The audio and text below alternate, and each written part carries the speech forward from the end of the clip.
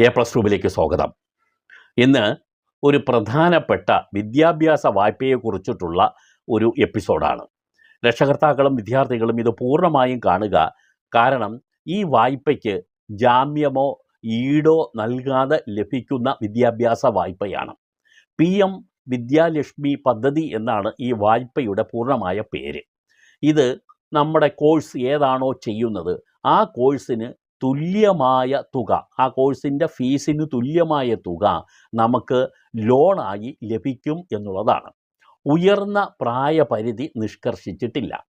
7.5 ലക്ഷം രൂപ വരെ ആണെങ്കിൽ 75% ക്രെഡിറ്റ് ഗ്യാരണ്ടി സർക്കാരാണ് നൽകുന്നത് എന്നുള്ളത് കൊണ്ട് ഇതിനകത്ത് വലിയൊരു റിസ്ക് അപേക്ഷകന് വരുന്നില്ല എന്നുള്ളതാണ്. 8 ലക്ഷം രൂപയ്ക്ക് താഴെയാണ് ഇതിന് അപേക്ഷിക്കുന്ന വ്യക്തിയുടെ കുടുംബ വാർഷിക വരുമാനം